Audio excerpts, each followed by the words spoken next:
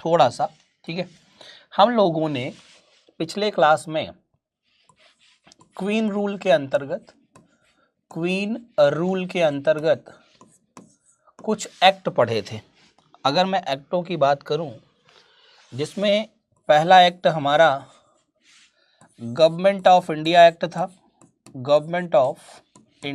था, जिसे भारत शासन अधिनियम कहा गया था 1858। फिर हमने एक और पढ़ा था, अगर आपको याद हो, इंडियन काउंसिल एक्ट, भारतीय परिषद अधिनियम। याद आया बाबू लोगों को? काउंसिल एक्ट 1861 पढ़ा था। फिर हम लोगों ने एक और पढ़ा था, अगर आपको याद हो थोड़ा सा, जिसे कहा गया था इंडियन काउंसिल एक्ट, भारतीय परिषद अधिनियम 1892। आज जो बारी है मेरे प्यारे दोस्तों, मेरे प्यारे साथियों, वो बारी है कुछ अलग हट के एक्ट्स की। हैं वो क्वीन रूल के ही अंतर्गत या ब्रिटिश क्राउन के ही अंतर्गत। आज जो हमें करने हैं एक्ट, उनमें आपका इंडियन काउंसिल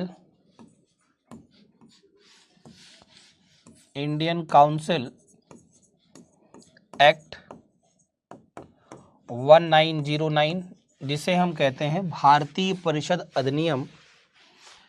क्या कहते हैं इसे हम? भारतीय परिषद अधिनियम, भारतीय परिषद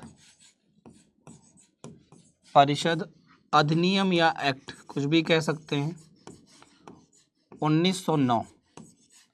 इसका एक दूसरा भी नाम है, वो क्या है वो भी अभी डिस्कस करेंगे हम लोग, ठीक है। सभी को नमस्कार। सर मेरा 7 को पेपर है बिहार पुलिस का, हम लोगों को भी पढ़ाइए ना। मेरे दोस्त विक्रम, शाम को 4 बजे बिहार पुलिस की क्लास लेंगे हम कंप्लीट, ठीक है। कंप्लीट जीके जीएस, शाम को 4 बजे कंप्लीट जीके जीएस की क्लास लेंगे, ठीक है। परेशान नहीं हुआ करो आप लोग, परेशान होते हो तो मुझे बड़ा कष्ट होता है, ठीक है। कि चूंकि देखिए सारे अब वैकेंसी आ गई तो पढ़ाना तो सभी को ही है मेरे दोस्त, ठीक है ना। तो शाम को आपकी क्लास होगी 4 बजे, कंप्लीट संपूर्ण जीके जीएस एक नज़र सब कवर में हम आप सभी को पढ़ाएंगे, ठीक है। हाँ निवेदन है आप बच्चों के लिए आवाज़ उठाइए। राम प्रकाश जी आज बहुत, हाँ मैं आपको बता दूं, कल एक, अच्छा जिनका भी पेपर से संबंधित बात है उनको मैं बता दूं, पेपर जो है वो लगभग कैंसिल होगा, ठीक है, ये तय है। और एक हाई लेवल मीटिंग है आज आयोग की, सीएसबीसी, और उसके साथ साथ में जो आपके ऐसे भी कह सकते हो, आयोग के साथ साथ में आपका क्या, जो नीतीश सरकार है, they are dedicated towards fair selections.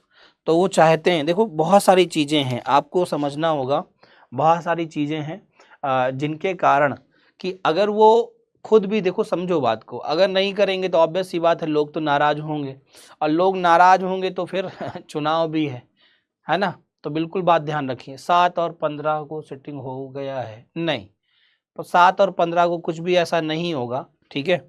और अगर ऐसा हुआ तो मैं यकीनन मानता हूँ कि पेपर पूर्णतया पूरा पेपर कैंसिल होगा और फिर आगे भविष्य में पेपर होगा, ये आप मान के चलिए, ठीक है। पेपर कैंसिल होना तय है, ठीक है। हाँ नहीं भैया, पैसा वैसा दे करके नौकरी क्यों करिएगा यार, पैसा दे के नौकरी मत करिएगा, ठीक है, उसका कोई अर्थ नहीं है नौकरी का। एक और है मेरे प्यारे दोस्त यहाँ पर एक्ट, जिसका नाम है गवर्नमेंट ऑफ इंडिया एक्ट, ठीक है, 1909, जिसे हम लोग हिंदी में भारत सरकार अधिनियम कहते हैं, भारत सरकार अधिनियम कहते हैं। तो सबसे पहली तो मेरी आप सभी से एक विनम्र निवेदन है कि आप लोग एकदम परेशान ना हो, क्योंकि मैं आपको बताऊं कल बहुत सारे बच्चों का फ़ोन आया और बहुत सारे बच्चे, कुछ बच्चे तो रो भी रहे थे, मतलब भावुक हो गए कि सर हमने बहुत मेहनत की है। तो इस बात से मैं भी इनकार नहीं कर सकता कि आप लोगों ने पिछले 5 महीने में बहुत कठोर मेहनत की है और अगर ऐसा किया जाए तो बिल्कुल गलत है। और ये बात भी सच है कि कभी कोई आईएएस का लड़का या आईपीएस का बेटा या किसी उद्योगपति का बेटा वहाँ पुलिस की तैयारी करने नहीं आता, वो सिपाही बनने, है ना। हाँ, नहीं, आज एक हाई लेवल मीटिंग है, उस मीटिंग के बाद जो आउटकम आएगा हम आपको बताएंगे, ठीक है। तो पहले मीटिंग हो जाने दीजिए, अभी मीटिंग शुरू ही नहीं हुई है, लगभग 2 बजे के आसपास मेरे हिसाब से है, 2 से 3 के बीच में है। फिर उसका रिजल्ट आएगा शाम तक, फिर हम आपको बताते हैं, ठीक है। आप लोग परेशान नहीं हो बिल्कुल, ठीक है। हाँ, बिल्कुल परेशान नहीं हो, हम आपके साथ हैं, आवाज़ उठाई जाएगी, ठीक है। अगर गलत हुआ है तो यार गलत है ना। पेपर अच्छा एक बात बताइए, आप स्वयं सोचिए, मैं आपको बता दूं कि पेपर ऐसे चल रहा है मार्केट में कि अगर क्वेश्चन का, अच्छा एक बात बताइए, सिंपल सी बात समझिए, अगर क्वेश्चन पेपर लीक नहीं हुआ है तो क्वेश्चन पेपर बाहर कैसे आया? लोग फोटोकॉपी लिए घूम रहे हैं लोग फोटोकॉपी लिए घूम रहे हैं, है ना। तो ये तो गलत चीज़ है ना, बिल्कुल, है ना। तो कहीं ना कहीं बहुत गलत बात है ये, है ना।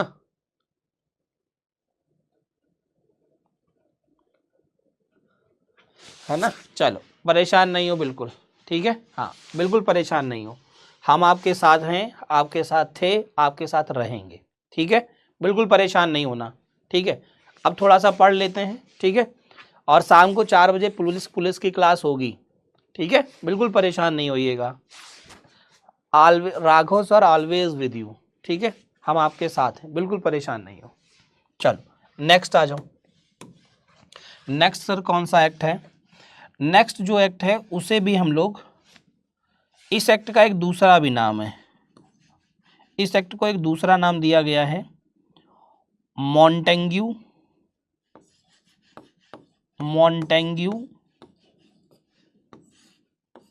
चेम्सफोर्ड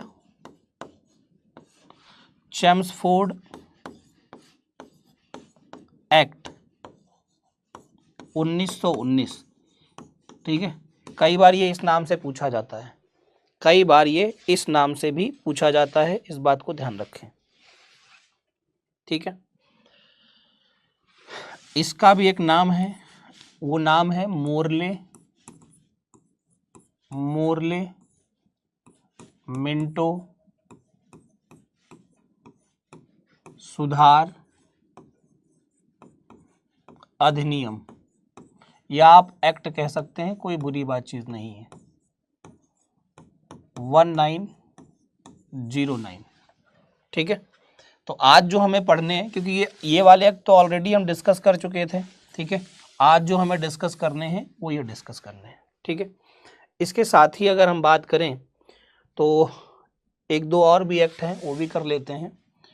एक होगा आपका गवर्नमेंट ऑफ इंडिया एक्ट, और भी गवर्नमेंट ऑफ इंडिया एक्ट होगा, जो कि 1935 का है, और ये बहुत इंपॉर्टेंट है आपके एग्जाम के पॉइंट ऑफ व्यू से। इसे कहते हैं हम लोग भारत शासन अधिनियम, भारत शासन अधिनियम 1935, ठीक है। और हम लोगों के लिए एक मोस्ट इम्पॉर्टेंट पॉइंट रहेगा for upcoming examination also, Indian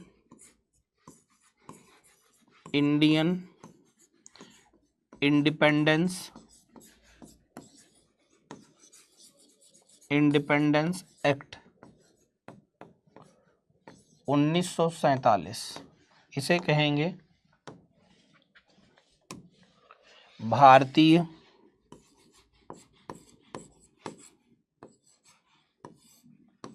स्वतंत्रता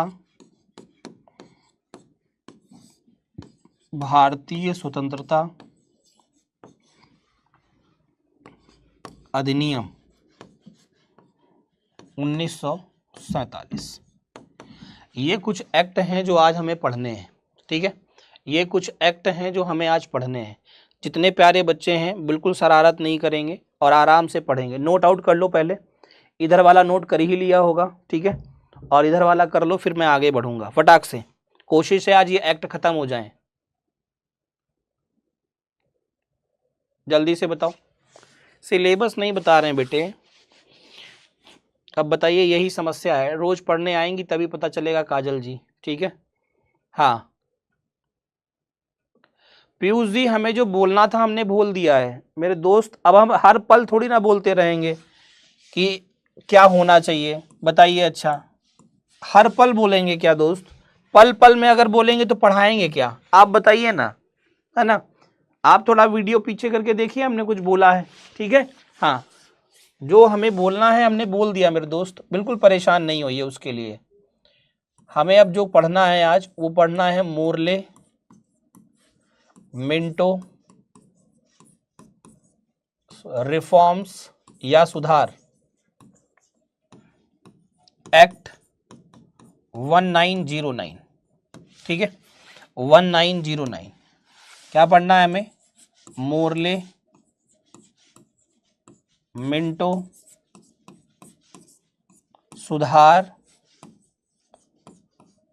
अधिनियम 1909। सबसे पहले तो मैं ये कहूंगा आपसे कि ये आपसे एक्ट ही डायरेक्ट पूछ लिया जाएगा एग्जाम में कि निम्नलिखित में से मोर्ले मिंटो सुधार अधिनियम किस वर्ष भारत में आया था, ठीक है। तो आप आंसर क्या देंगे? 1909 में आया था। कब आया था? 1909 में आया था। अब ध्यान से सुनो, मोर्ले जो है ये अलग व्यक्ति है और जो मिंटो है ये अलग व्यक्ति है। क्या मैंने कहा?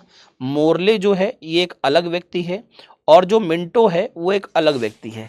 मोर्ले कौन था ये जान लेते हैं और मिंटो कौन था। देखो जो मोर्ले है ये उस टाइम पे राज्य सचिव था। क्या था भाई? राज्य सचिव हुआ करता था। कौन भैया? जॉन मोर्ले या मोर्ले। मिंटो जो हैं ये उस टाइम के तत्कालीन वायसराय हुआ करते थे। क्या थे? तत्कालीन वायसराय हुआ करते थे। इस मोर्ले जो है ना इसका पूरा नाम था जॉन मोर्ले। क्या नाम था? John Morley. जो ये मिंटो है इसका पूरा नाम था लॉर्ड मिंटो। क्या नाम था? लॉर्ड मिंटो, ठीक है। इन्हीं के नाम से इस अधिनियम को लाया गया।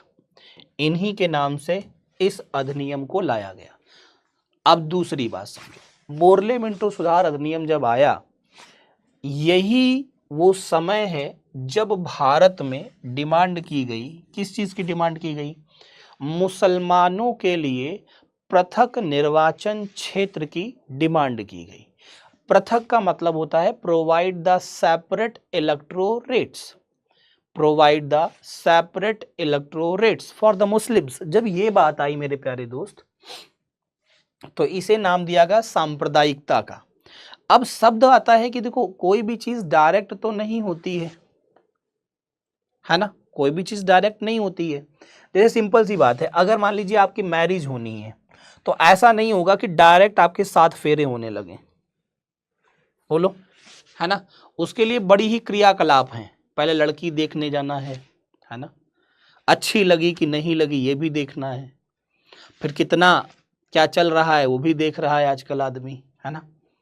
फिर इसके बाद में कि अगर अच्छी लग गई तो आगे की प्रक्रिया है कि अब रिंग सेरेमनी होगा। फिर उसके आगे की प्रक्रिया है तिलक होगा, परीक्षा होगा, बरीक्षा होगा, है ना। फिर ब्याह का कार्ड छपेगा, बहुत लंबी प्रक्रिया है, बारात ले जानी पड़ेगी, बहुत लंबी प्रक्रिया। इसी तरीके से ये जो सांप्रदायिक निर्वाचन की बात है, कम्युनल इलेक्टोरेट्स की बात है, ये पहली बार जो जन्म लेती है वो किसके द्वारा ले रही है ये समझिए। मुस्लिम लीग। किसके द्वारा ले रही है? मुस्लिम लीग के द्वारा। आप सभी को पता है मुस्लिम लीग की स्थापना 1906 में की गई थी, वो भी ढाका में। कहाँ की गई थी? ढाका में, 30 दिसंबर को। कब की गई थी? 30 दिसंबर को। अब मुस्लिम लीग ने आगे चल करके कराची में बैठकर अपना संविधान बनाया। कहाँ पे बैठकर? कराची में बैठकर अपना संविधान बनाया। मुस्लिम लीग ने अपना संविधान कहाँ बनाया था? कराची में। 1907 की घटना है ये। अब इन्होंने 1908 में मुस्लिम लीग ने अपना अधिवेशन किया। इसे आप पहला अधिवेशन भी कह सकते हैं, पहला अधिवेशन भी कह सकते हैं। ये अधिवेशन इन्होंने किया मेरे प्यारे दोस्त अमृतसर में। कहाँ किया? अमृतसर में 1908 में। ठीक है, देखिए बात को समझिए कि ये जो सांप्रदायिक कम्युनल इलेक्टोरेट्स आ रहा है, जो सांप्रदायिक निर्वाचन प्रणाली आ रही है, ये एकदम से नहीं आई, पूरा उसका दारोमदार समझाया गया। और 1909 में ये डिमांड करते हैं कि जो मुस्लिम्स हैं, जो मुसलमान हैं या जो मुस्लिम्स हैं, उनके लिए आप पृथक निर्वाचन क्षेत्र प्रदान कर दो, निर्वाचन क्षेत्र प्रदान करो। और जब इन्होंने डिमांड की तो उसी डिमांड के अंतर्गत मोर्ले मिंटो सुधार अधिनियम आया। और इस मोर्ले मिंटो सुधार अधिनियम के अंतर्गत सबसे बड़ी जो घटना हुई वो यही थी, क्या कि मुस्लिम्स को क्या प्रदान किया गया? पृथक निर्वाचन क्षेत्र। इसी को कहते हैं हम लोग कम्युनल इलेक्टोरेट्स प्रोवाइड किया गया। क्या किया गया? सांप्रदायिक निर्वाचन पद्धति प्रदान की गई। कम्युनल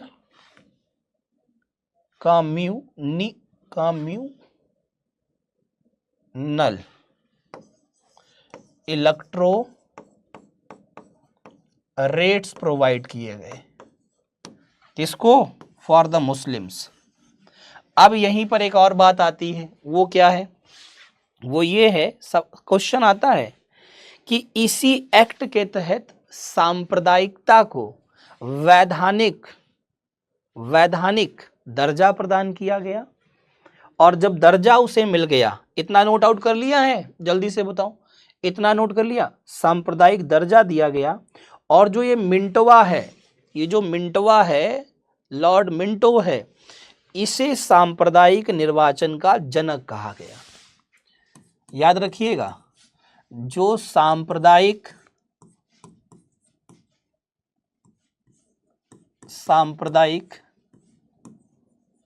निर्वाचन को वैधानिक दर्जा प्रदान किया गया। प्रोवाइड द लीगल, प्रदान किया गया। Provide the legal status to the communal electorates. लिख दूं मैं? Provide the legal status to the communal electorates. बोलो, बात क्लियर? जल्दी से बताओ। ठीक है, आशीर्वाद है दोस्त, आशीर्वाद है बाला, परेशान नहीं हो। ठीक है, और इसी के आधार पर क्या कहा गया? इसी के आधार पर लॉर्ड मिंटो को भारत में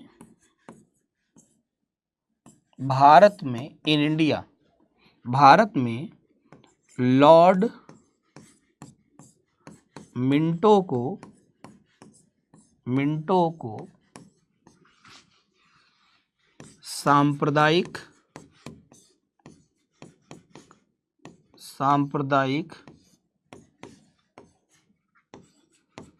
निर्वाचन प्रणाली का जनक कहा गया।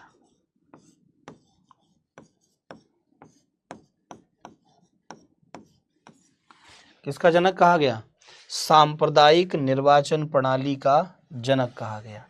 ये बात जरूर याद रखिएगा, एग्जाम में कई बार आ चुकी है कि भारत में सांप्रदायिक निर्वाचन प्रणाली का जनक किसे कहते हैं। ठीक है, तो इंग्लिश में क्या लिखोगे? The father of communal electorates in India is known as Lord Minto, या लॉर्ड मिंटो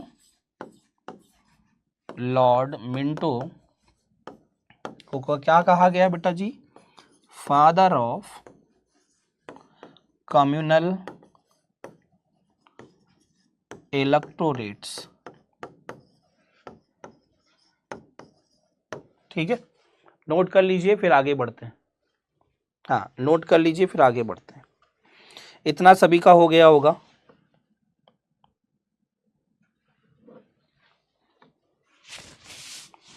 एक और पॉइंट है यहाँ का, वो भी मैं आपको बता देता हूँ। ये पॉइंट आपको क्लियर हो गया होगा। एक पॉइंट ये है मेरे प्यारे दोस्त कि जो वायसराय की कार्यपालिका परिषद थी, जो काउंसिल ऑफ वायसराय थी, उस काउंसिल ऑफ वायसराय में पहली बार किसी भारतीय विधि सदस्य को जोड़ा गया था। ठीक है, ध्यान से सुनिएगा। इसी एक्ट में according to this act,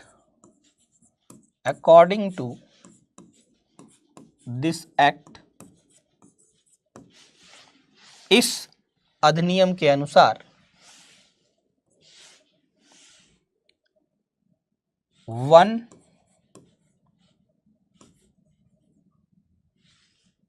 Indian member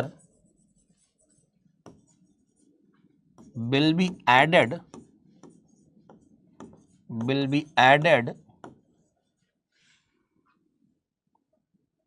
in the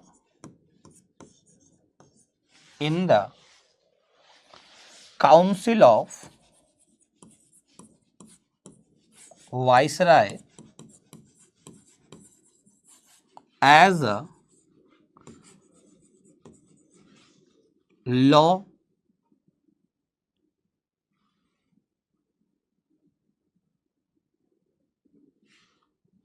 scholar, मतलब कानून का। लॉ स्कॉलर का मतलब क्या है? कानूनी मेंबर था। कानूनी मतलब विधि मेंबर। विधि मेंबर का मतलब है जो कानून का ज्ञाता हुआ करता था। हिंदी में क्या लिखेंगे? इस अधिनियम के अनुसार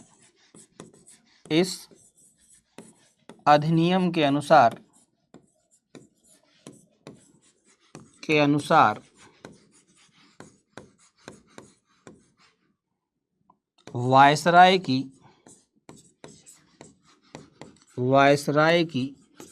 कार्यपालिका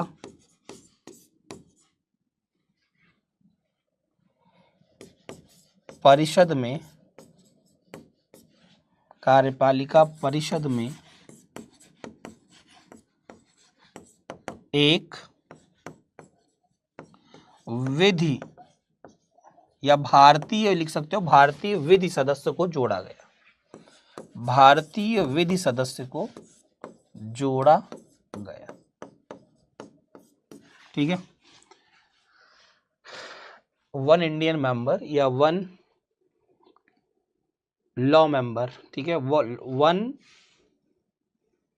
law Indian member will be added. यहां पे लॉ कर लो तो ज्यादा अच्छा रहेगा। Law member one law Indian member will be added in the council of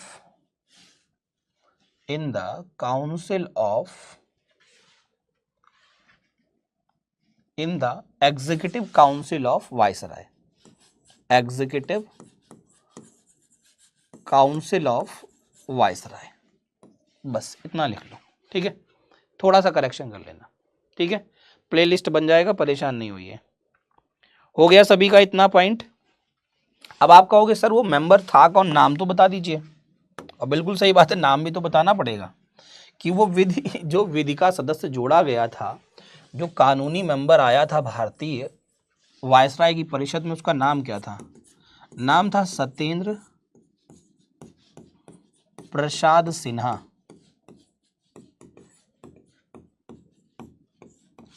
लिख लेंगे नाम। भारती थे और हमने बिहार के भी थे। कहाँ के थे? बिहार के भी थे। ठीक है, नेक्स्ट आ जाइए। अब अगला जो एक्ट था हम लोगों का, उसका नाम था मॉन्टेग्यू चेम्सफोर्ड।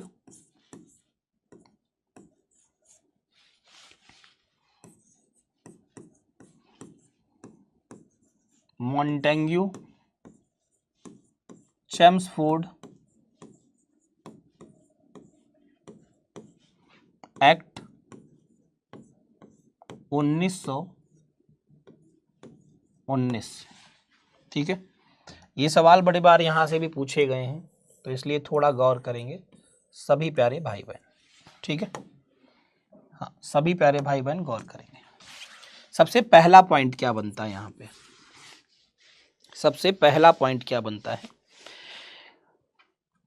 इस एक्ट को कहते क्या है? दूसरा इसका नाम क्या है? तो भारत शासन अधिनियम। भारत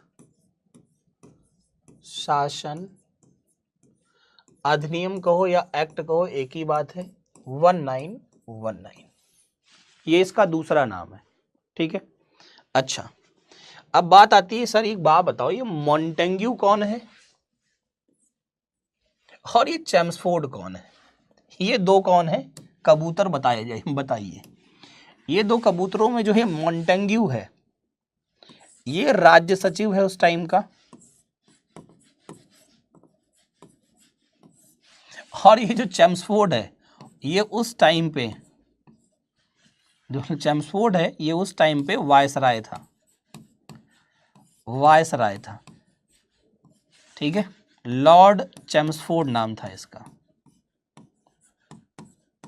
क्या नाम था? लॉर्ड चेम्सफोर्ड नाम था। ठीक है, और इस राज्य सचिव का नाम क्या है पूरा भैया? जल्दी से बताओ, इस राज्य सचिव का पूरा नाम क्या था? तो आप कहोगे लॉर्ड मॉन्टेग्यू। Lord Montagu. ठीक है, याद रखिएगा, याद रहेगा। अच्छा, एक समस्या यहां पर और आई, उसे समझ लेते हैं। इस एक्ट के तहत, जैसे ये एक्ट आया 1919 का, जैसे ही ये एक्ट आया 1919 का, उसके अंतर्गत केंद्र में द्विसदनीय विधायिका की बात की गई। विधायिका की बात की गई। द्विसदनीय विधायिका क्या होती है? इसको कहते हैं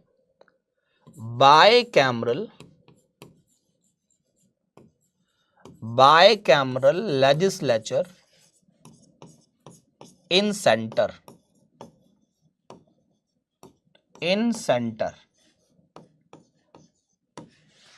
सेंटर में द्विसदनीय विधायिका की बात की गई।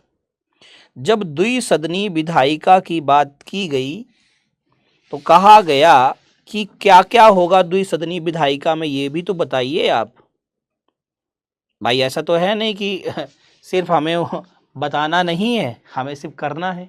तो द्विसदनीय विधायिका में क्या? तो कहा गया कि यहां पर दो चीजें होंगी। कहा क्या क्या होंगी, ये बताइए क्या क्या होगा। एक को कहा गया मेरे बाबू, पहला जो सदन होगा उसे राज्य परिषद कहेंगे। ध्यान से सुन लीजिए, पहला जो सदन होगा उसे राज्य परिषद कहा जाएगा, कहा गया। ठीक है, कहा तो दूसरे को क्या कहेंगे सर जी? तो उसे कहा जाएगा केंद्रीय विधानसभा। क्या कहा जाएगा? केंद्रीय विधानसभा। ध्यान से सुनो, केंद्रीय विधानसभा।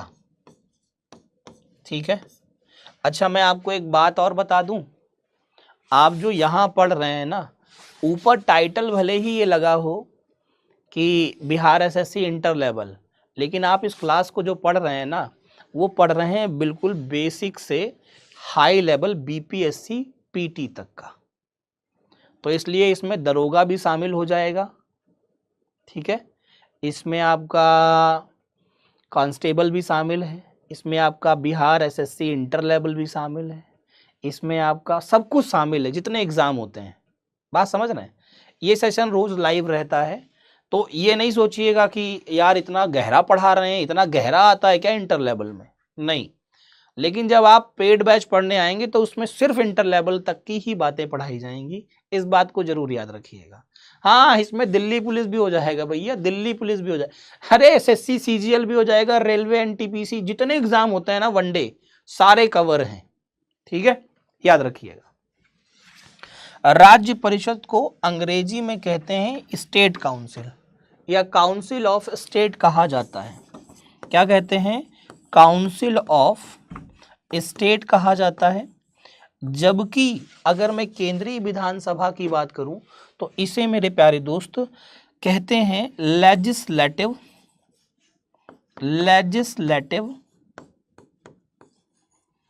Assembly in centre.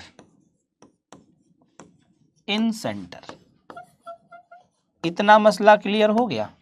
अब प्रश्न ये होता है कि सर ये बताइए हमको, भैया प्लेलिस्ट बन जाएगा। ये जो राज्य परिषद है ना, इसमें कितने सदस्य होते थे? प्रश्न तो ये भी होता है कि नहीं होता? ए बाबू तुम बाबा परेशान नहीं करो, नहीं 2 मुक्का दे दिया जाएगा इसको, है। देखो इसमें सदस्यों की संख्या कितनी थी? इसमें सदस्यों की संख्या 60 थी। कितनी थी बाबू? 60 सदस्य थे। लिख लोगे ना, मेंबर्स थे 60। कहोगे ठीक है सर, ठीक है सर, इसमें कितने मेंबर थे? तो बाबू इसमें मेंबर्स की संख्या हुआ करती थी 144। कितनी हुआ करती थी बबुआ? 144। इतना नोट कर लो, फिर नहीं तो यार भूल जाओगे कुछ भी तो फिर गड़बड़ हो जाएगा। नोट्स बनाते रहो, अगर ये क्लास पढ़ रहे हो नोट्स बनाते रहो, सारे एग्जामों में काम आएगा, ठीक है ना। अब 2 बातें और बनती हैं कि सर यहाँ जो राज्य परिषद है इसमें सदस्य तो सर 60 हैं, तो सर क्या सारे निर्वाचित हुआ करते थे या सारे सर मनोनीत हुआ करते थे, और सर इनका कार्यकाल क्या था? इसी तरीके से केंद्रीय विधानसभा जो है सर, यहाँ जो सदस्य हैं ये सर निर्वाचित थे सभी, या सभी मनोनीत थे, या निर्वाचित मनोनीत दोनों थे, तो सर इनका कार्यकाल क्या हुआ करता था, है ना। इस बात को ध्यान रखें, ठीक है। चलो नेक्स्ट आ जाओ। एक बिटिया कह रही साफ दिख नहीं रहा है। बेटा थोड़ा सा आप अपना नेट का जो है ना वो बढ़ाओ फ्रीक्वेंसी, तो साफ दिखेगा। अब ध्यान से सुनना, राज्य परिषद जो है, जो स्टेट काउंसिल है, या आप इसे काउंसिल ऑफ स्टेट कहते हो, ठीक है, इसमें सदस्यों की संख्या कितनी थी बबुआ? तो आप कहोगे सर 60 आपने बताए थे, तो बिल्कुल सही बात है, 60 ही मेंबर थे। लेकिन इस 60 में 2 बाइफ्रकेशन थे।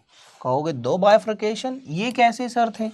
इसमें 34 मेंबर्स जो थे, जो 34 सदस्य थे मेरे दोस्त, ठीक है, वो बाबू निर्वाचित थे। निर्वाचित का मतलब उन्होंने चुनाव लड़ा था, कहोगे ठीक है, और जीत करके आए।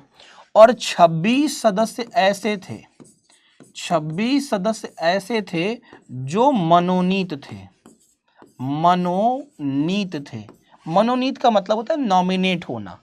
लिख लोगे ना, मनोनीत मतलब नॉमिनेट, ये नॉमिनेटेड मेंबर्स थे। और ये बाबू कैसे थे? ये इलेक्टेड मेंबर्स थे। कैसे मेंबर्स थे? इलेक्टेड मेंबर्स थे।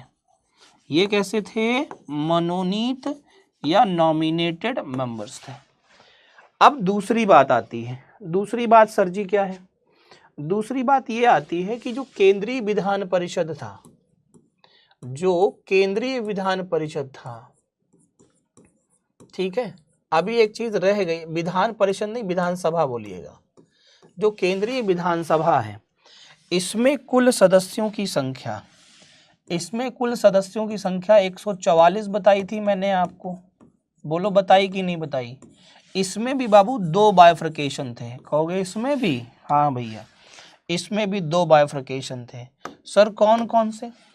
पहला 104 जो मेंबर थे, 104 जो मेंबर्स थे, ये सारे के सारे मेंबर इलेक्टेड थे। इलेक्टेड मतलब क्या होता है?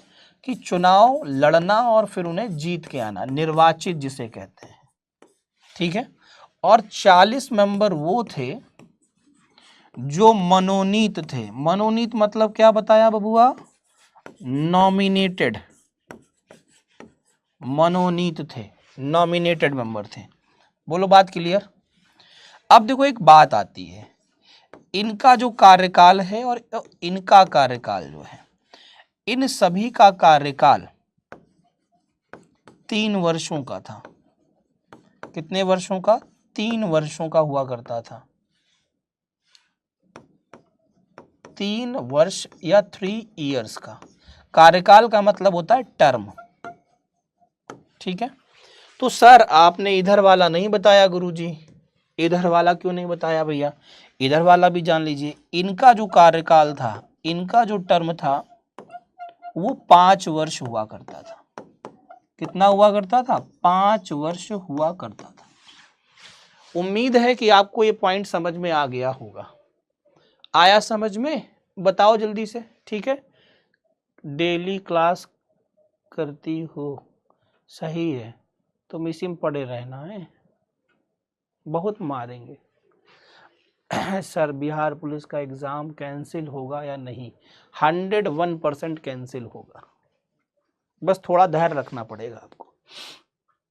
जब गलत हुआ है तो कैंसिल क्यों नहीं होगा, ठीक है। फिर चुनाव भी तो है आगे, वोट भी तो लेना है। कैसे वोट लेने आएगा तुम्हारे पास? जब आएगा तो तुम पूछोगे नहीं, अरे ये बताओ किसको बेचे थे सिटिया? भाई 21,000 लोगों को तो बेचे होगे। और चुनाव 10 करोड़ की जनता है बिहार की, अब तो बढ़ गई है।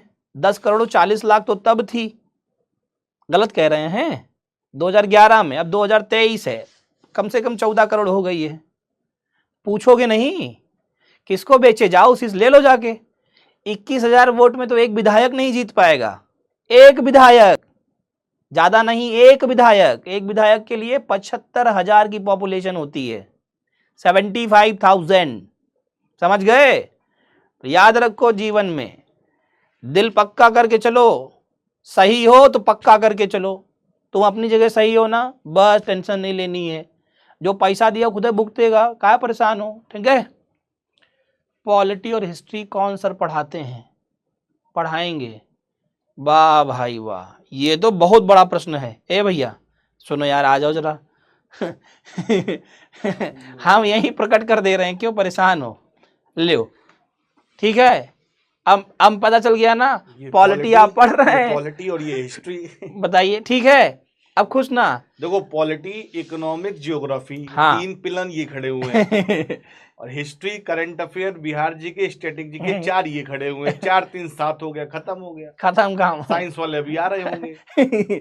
11 बजे तक आएंगे वो। 3 लोगों ने पूरा जीएस निपटा दिया, ठीक है।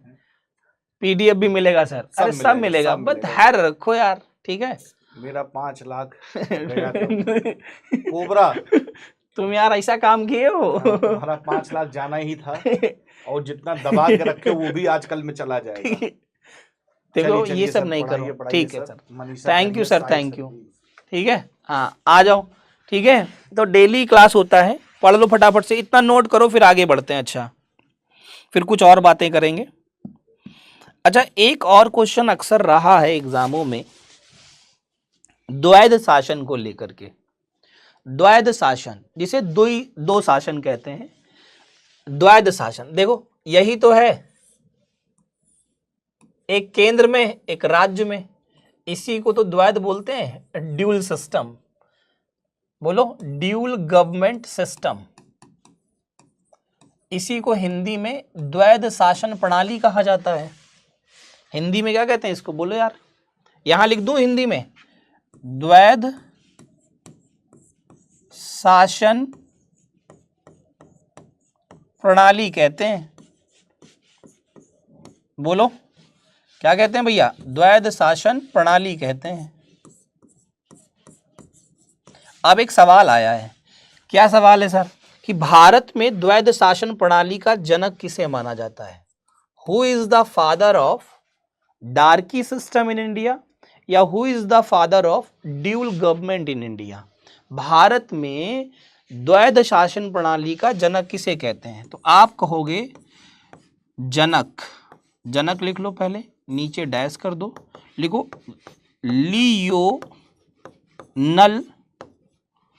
लियोनल कॉर्टेस को।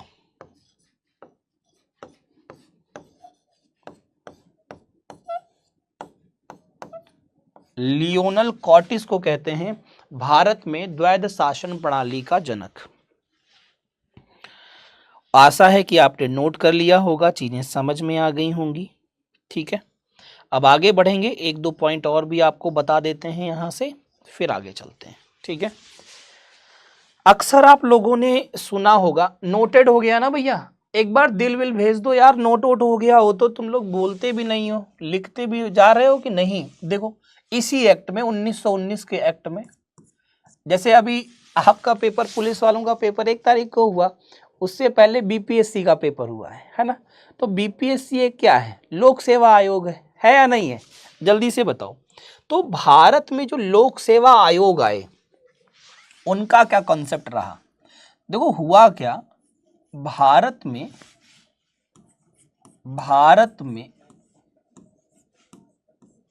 लोक सेवा आयोग, लोक सेवा आयोग, ये इसी एक्ट में आए थे, 1919 के एक्ट में। लोक सेवा आयोग कहा गया ये प्रांतों में बनाए जाएंगे। कहाँ बनाए जाएंगे बाबू? प्रांतों में। प्रांत उस टाइम पे राज्य जैसे हुआ करते थे, पर राज्य नहीं कहते थे, प्रांत कहते थे, सिंपल सी बात है। ठीक है, प्रोविंस बोलते हैं अंग्रेजी में।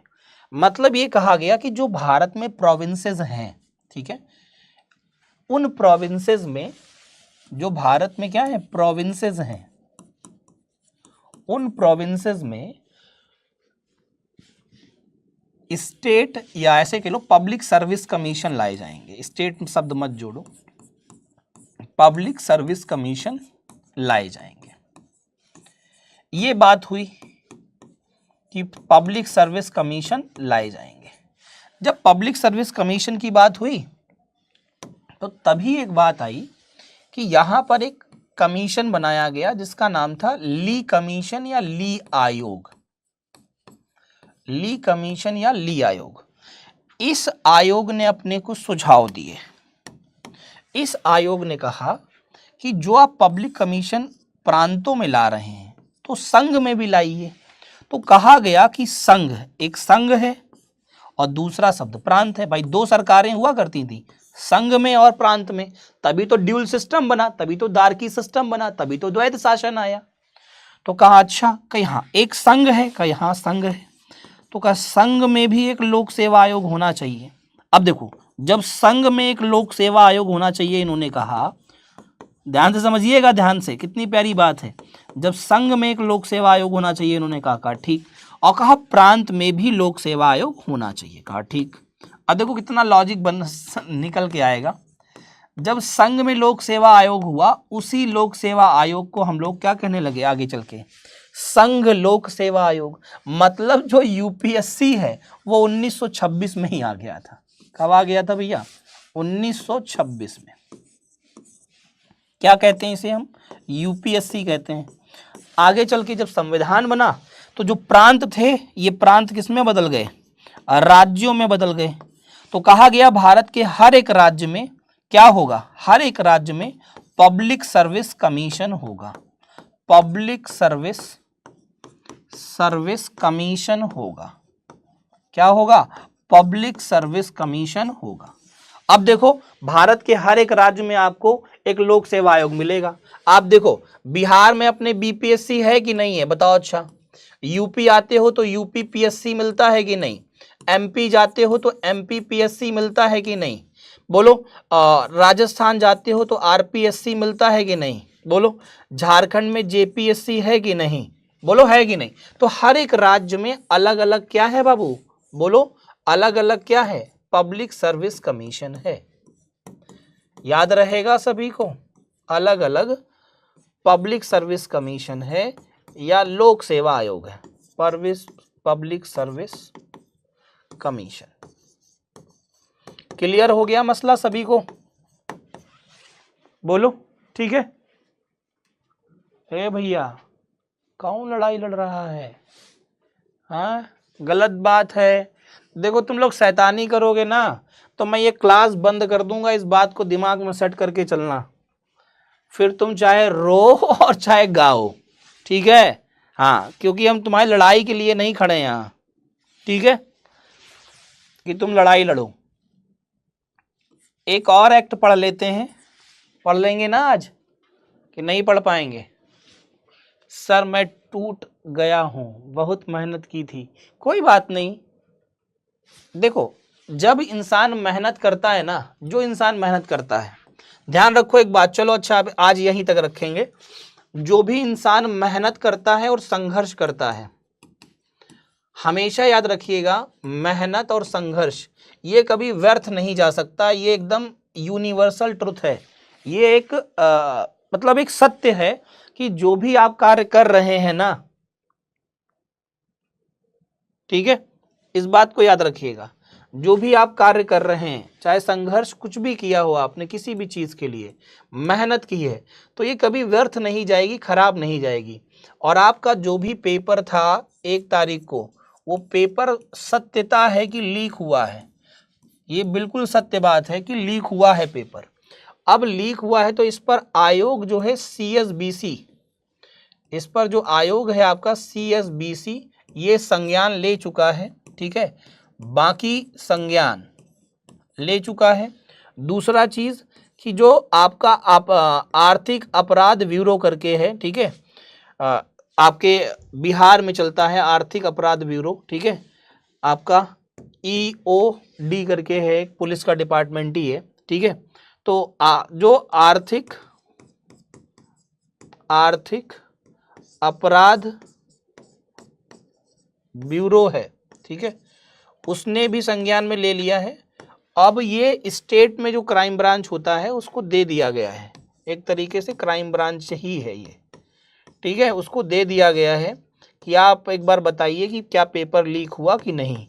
तो ये अपनी 1-2 दिन में रिपोर्ट सबमिट कर देंगे, ठीक है। दूसरी चीज़ ये है कि अब अगर बेईमानी पे ही कोई उतारू होगा तो हम भी कुछ नहीं कर पाएंगे, देखो, क्योंकि हम आयोग तो नहीं है, ये सत्यता है ना। और हम आपको ये भी नहीं कहेंगे कि वहां जाइएगा धरना बैठ जाइएगा, पता चला पुलिस आए इतना मारे तुमको कि हाथ पैर टूट जाए 2-4 लोगों का, तो उसका कोई अर्थ नहीं है, ठीक है, क्लियर, ठीक है। तो इस बात को याद रखो, पेपर लीक हुआ है, सत्य है, रिपोर्ट आ जाएगी। एक आज हाई लेवल मीटिंग भी है, आज एक हाई लेवल मीटिंग भी है, ठीक है, अधिकारियों की, वो आयोग भी है उसमें शामिल। और देखिए आप भी समझदार हैं कि आने वाले समय में इलेक्शन है, और इलेक्शन के चक्कर में इन्होंने ये सारे काम किए हैं, ये सारी वैकेंसी तभी निकाली ही गई हैं। देखो ना आप, बिहार पुलिस कांस्टेबल का पेपर नहीं करा पाए, दरोगा दे दिया। आज तक ऐसा कभी इन्होंने किया था क्या? नहीं किया। कांस्टेबल का ये नहीं पेपर नहीं करा पाए और इन्होंने दरोगा का फॉर्म दे दिया। चलो बहुत अच्छी बात है, बच्चों के लिए दे दिया, पर आप सही से पारदर्शिता से आप पेपर भी तो कराइए ना, पता चला कि दूसरे ही लग गए, जो मेहनत कर रहे थे वो तो लग ही ना पाए। और देखो इसके साथ साथ में सबसे बड़ी बात देखो, बिहार SSC जो 2014 में हुआ था इंटर लेवल, वो भी दे दिया। और इंटर लेवल में तो 12,000 से ज़्यादा पद हैं, 12,199 पद हैं, है ना। अब देखो ना 21,391 पद हैं, 1,275 पद हैं, ठीक है। तो इस बात को याद रखिएगा, इस बात को ध्यान रखिएगा।